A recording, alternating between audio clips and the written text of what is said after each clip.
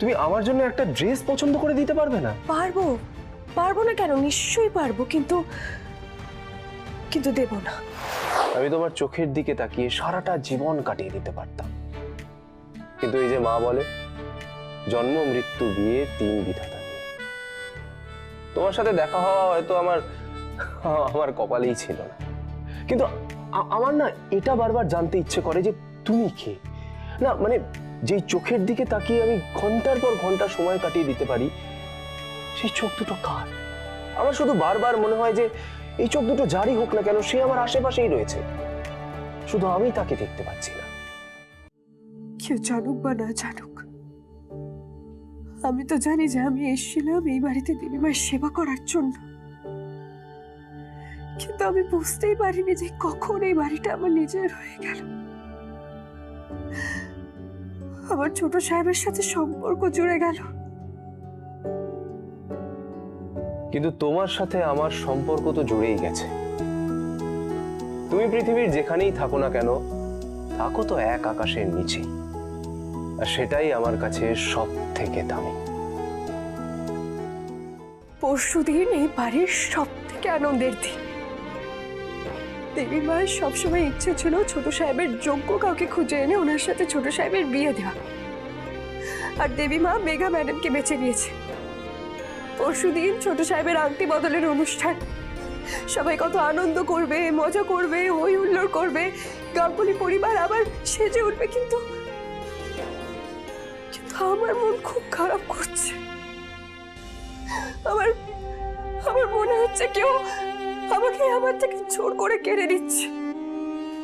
আমার মনে হচ্ছে কেউ দু হাত দিয়ে আমার গলাটাকে জোরে টিপে ধরে আছে। আমি নিঃশ্বাসও নিতে পারছি না, আমি ছটফট করছি, কিন্তু আমাকে ছাড়ছে না, আমাকে মারছেও না।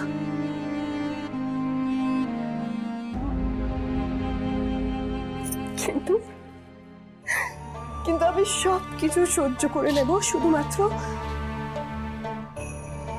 আমার দেবী মায়ের জন্য। পরশুদিন ছোট সাহেব আর মেঘা ম্যাডামের আংটি বদলের অনুষ্ঠান, আর আমি নিশ্চিত করব যাতে ওনাদের অনুষ্ঠানে কোনো রকমের কোনো ত্রুটি না থাকে। পরশু আমার এনগেজমেন্ট। মা মেঘাকে আমার জন্য পছন্দ করেছে, আর আমি এখনো মেঘাকে ভালোবেসেই উঠতে পারিনি। আমি ভালোবাসি তোমাকে, আর বিয়ে করতে হবে আমায় মেঘাকে। আর আমার সমস্ত মন খারাপের কথা আমি এসে তোমাকে বলবো। এই পুরো বিষয়টা ভাবলেই না আমার ভেতরটা কেমন যেন অস্থির হয়ে উঠছে।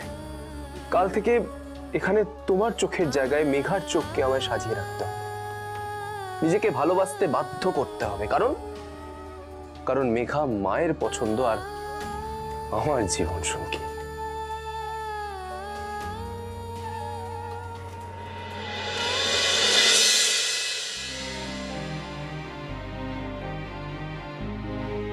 আমি কুসুম সরকার হয়ে এই বাড়িতে এসেছিলাম,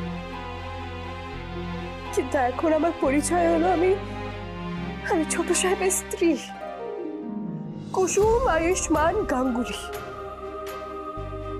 পরশুদিন মেঘা ম্যাডাম আর ছোট সাহেবের আংটি বদল হলেও আমি শেষ নিঃশ্বাস পর্যন্ত এই সধবার চিহ্ন খুলব না। আমি আজীবন এই একতরফা সম্পর্ক পালন করে যাব।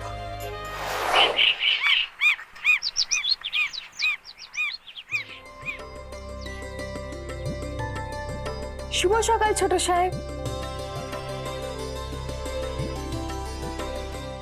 ছোট সাহেব এভাবে মনোযোগ দিয়ে কি দেখছেন? ছোট সাহেব আপনি কি দেখছেন? দেখো না কুসুম, মা আমাকে বলেছে এনগেজমেন্টের জন্য এর মধ্যে থেকে একটা ড্রেস পছন্দ করতে, কিন্তু আমি বুঝতে পারছি না কোন ড্রেসটা পছন্দ করব।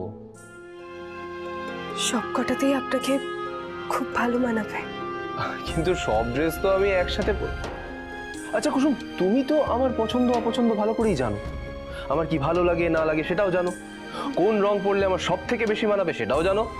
ব্যাস, আমি আমার সলিউশন পেয়ে গেছি। কি পেয়ে গেছেন? মানে সমাধান পেয়ে গেছি। কোনটা পরবেন? এই প্রশ্নটা তো আমি তোমাকে করতে যাচ্ছিলাম। মানে তুমি যেখানে আমার পছন্দ অপছন্দ এত ভালো করে জানো, তাহলে তুমি ঠিক করে দাও না যে আমি কোন ড্রেসটা পরবো। না না ছোট সাহেব, তা কি করে হয়? আমি কি করে ঠিক করব? কুসুম, তোমার পছন্দের উপর আমার সম্পূর্ণ ভরসা আছে। ছোট সাহেব, এটা আপনার আর মেঘা ম্যাডামের আংটি বদল অনুষ্ঠানের পোশাক। এটা বেছে নেওয়ার অধিকার শুধুমাত্র মেঘা ম্যাডামের। মানে তুমি আমার জন্য একটা ড্রেস পছন্দ করে দিতে পারবে না? পারবো, পারবো না কেন? নিশ্চয়ই পারবো, কিন্তু কিন্তু দেব না। দেবে না? কেন? কারণ আমার তো সেই অধিকার নেই ছোট সাহেব। কুসুম, এনগেজমেন্টের পর কি শুধুমাত্র আমার জীবনে একটাই সম্পর্ক থাকবে? মেঘা শুধুমাত্র আমার ওয়াইফ, ব্যাস। আমার জীবনে কি বন্ধু বান্ধব এরা কেউ থাকবে না? কুসুম, তোমার কি মনে হয় তোমার কোনো জায়গা থাকবে না আমার জীবনে? আপনার জীবনে আমার কি জায়গা ছোট সাহেব? কুসুম, তুমি আমার সব থেকে প্রিয় বন্ধু। তোমাকে ছাড়া আমার চলেই না। আর আমার এটা স্বীকার করতে কোনো অসুবিধা নেই যে আমি তোমার উপর নির্ভরশীল হয়ে পড়েছি। কিন্তু এখন আপনাকে সেই অভ্যাস বদলাতে হবে। কেন? কারণ এখন আপনি একা নন ছোট সাহেব, মেঘা ম্যাডাম আপনার সঙ্গী। তাই বলে আমাকে সমস্ত অভ্যেস বদলে নিতে হবে? হ্যাঁ। আমি পারবো না কুসুম, আমি এতেই ঠিক আছি। সকালবেলা চোখ খোলার সঙ্গে সঙ্গে আমার একটা অভ্যেস হয়ে গেছে যে তোমার হাসি মুখে শুভ সকাল কথাটা শোনার। ছোট সাহেব, এখন মেঘা ম্যাডাম এই ঘরেই আপনার সাথে থাকবে।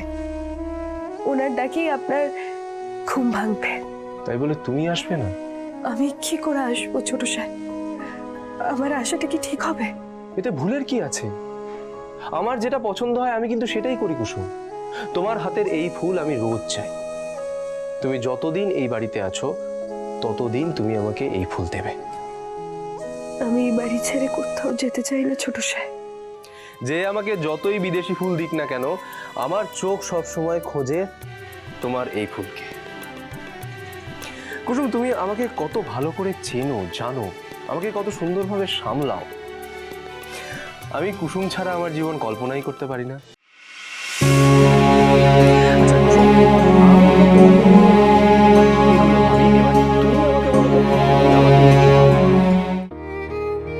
আমি আপনাকে সব খুলে বলতে পারতাম যে আমি আসলে কি অনুভব করি আপনার জন্য, কিন্তু এখন বলে তো কোনো লাভ নেই ছোট সাহেব।